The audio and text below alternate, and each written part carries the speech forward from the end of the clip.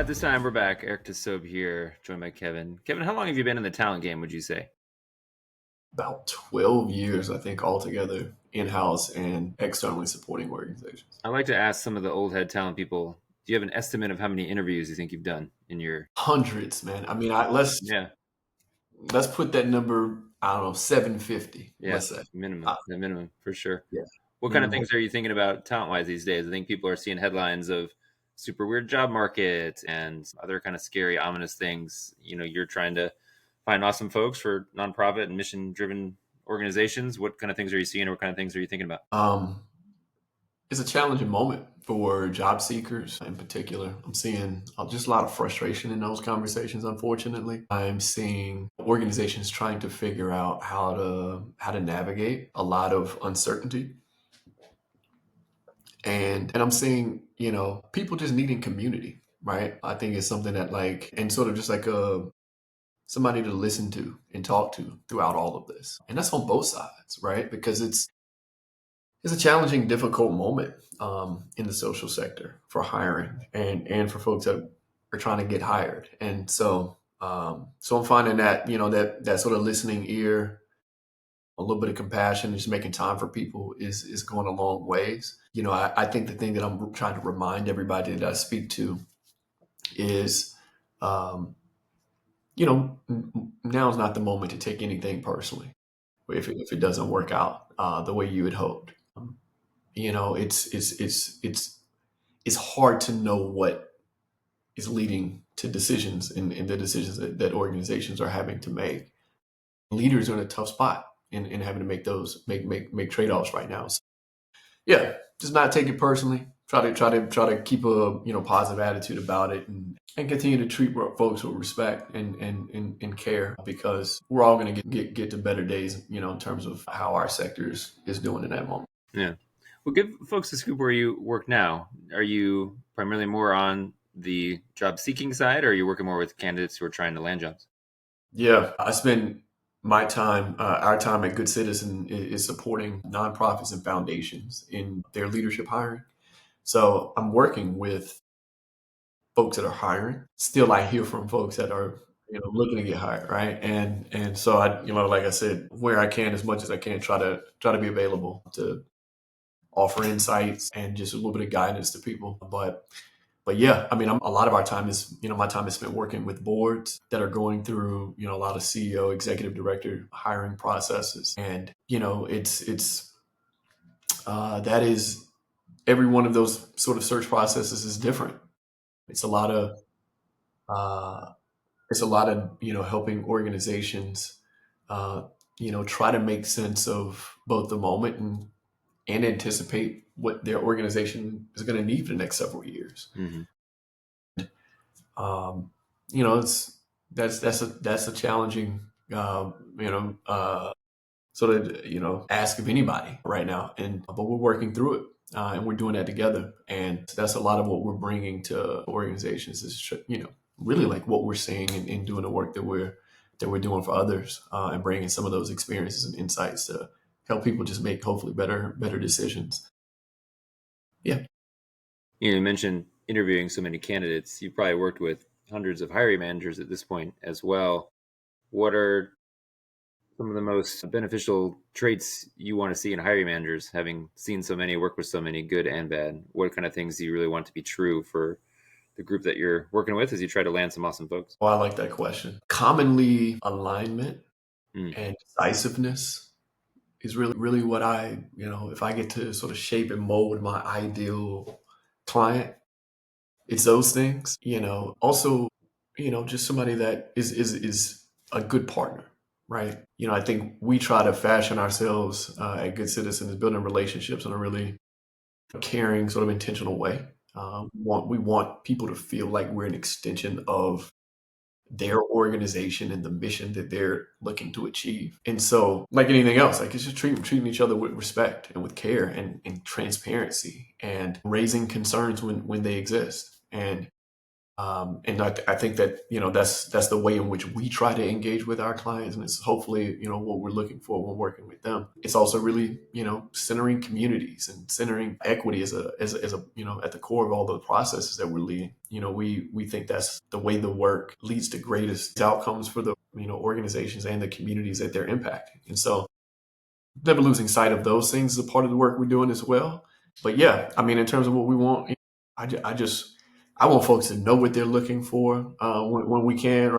As many people in their organization and in their sort of world, being able to see that same sort of picture clearly.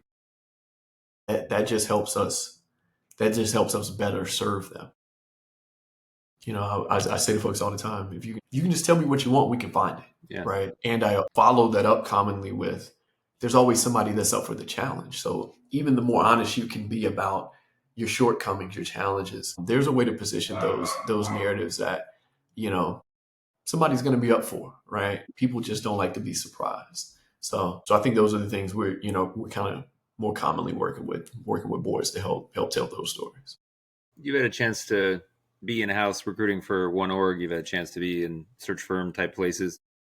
I get asked a lot, like how you sort of think through the financial aspect of your services once you get out of an in-house place where you're on salary and it's obvious like what's going to lead to you making money at a place where you're at now or some other places you've been before. How do you think through that, or what should people consider or know, either because they want to engage your services or someone like me who's a recruiter might want to do what you're doing in the way that you're doing it? Yeah. So I guess a few thoughts. One, having been in-house and been approached by search firms or independent recruiters that do this work, I always never try to lose sight of how big of a commitment financially it is for many organizations to even work with organizations like ours that do this kind of work. So I try to show a lot of, sort of compassion, gratitude, even, for when organizations, particularly when I'm thinking about like my nonprofit clients, right? Like smaller nonprofit clients, that's quite a commitment. There's a lot of trust, even that we would say that they've put in us to get it right as a part of those processes. And so, but respecting the financial commitment that they've made, I think is only done by delivering, right? And I would say that is an element of, the work we do at Good Citizen, and the way in which I think about this work is that, like, you know, you hired me to find you somebody that's amazing, right? And like never losing sight of that. And, if the person's not amazing, then they could have found them on their own, right? Our job is to find transformative leaders for organizations. That's what people are imagining and dreaming of when they make that financial commitment. That's what they're trusting me to do, right? And that's what our team works really hard on delivering for people. And I'd also like to believe that, like, even stepping away from the financial part of this, our reputation is on the line every single time we sign up for another engagement. It's sort of different than maybe some other elements of work where, like, you kind of dial it in this time, like you can't in the kind of work that we do, right? CEO or executive director has an outsized influence on the direction of that organization for the next 10 years. And so uh, you don't get days off in that regard. Like, your reputation has to be on the line every single time we do this work. That's also, I believe, to be a motivating factor for our team, and kind of the way in which we're always thinking about what it means to deliver with excellence for the organization we're supporting. Put my inside hat back on.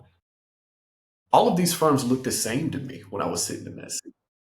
You know what I mean? It was like I was getting another email. It was like another outreach. Like, let me talk. It's like I was. It felt like, how do I discern between what I'm seeing? And I think about that a lot, even still, in the way we like approach organizations. Like, and so, a lot of what we do is not marketing to people. A lot of what I'm doing is not demoing for people. And like, just like, our business is coming through relationships. It's coming because we did good work for somebody else, and somebody had something positive to say about that experience of working with Kevin or with Good Citizen or one of my colleagues. And that's how the work is happening for us. And, so I still think about that, outside lens and perspective, and say, I don't know what the magical words are to ever say to that next in-house sort of talent lead, hey, pick us because of XYZ. It's like I can spit you the data, right? Of like in the results of like we've been recognized for the last 3 years as one of the leading firms in philanthropy and foundations for placing women of color and supporting women of color. We've been recognized 3 straight years for that, right? That's a tremendous honor. And also reflective of what we're able to deliver for our clients. About 2/3 of our placements over the last 5 years have been, candidates of color, and they've been women as well, to about 2/3. So we're delivering on our commitments to diversify the sector. The results, I believe, are what people want to see, right? But it is always this game of like, how do you tell that story in a way that makes it really compelling to people? And like I said, often I'm trying not to. Often I'm saying, hey, talk to this other organization we did work with, right? Speak to this other client that I did some work with. If it's someone that's unfamiliar with us, right? But yeah. Otherwise, we're just working with folks that have been aware of what we do and see the value in it. Yeah. Last thing, if folks want to connect with you, LinkedIn the way to do it, other ways to do it, what's the best way to get the word out? Yeah. Yeah. I appreciate it. LinkedIn is I'm really active on, so I accept pretty much everybody that reaches out and says, hey, let's connect. That's great. Otherwise, email works as well if there's anybody who wants to chat. Kevin at GoodCitizen.com. Pretty easy. And I also just want to say thanks, Eric, for the opportunity. Admire the work you do, and it's cool that you're creating this platform to give folks in the talent space voice. That in itself is creating connections for people. So Yeah. really want to appreciate you for that too. Well, thanks for coming on. Thanks everyone for listening. You can catch all our episodes, all the places you find your podcasts, and catch Kevin and I in stunning 4K on YouTube and Spotify. Give us a call. We're ready. We're ready. Buy us out. Buy us out so we can retire. Thanks everyone for listening. We'll catch you soon.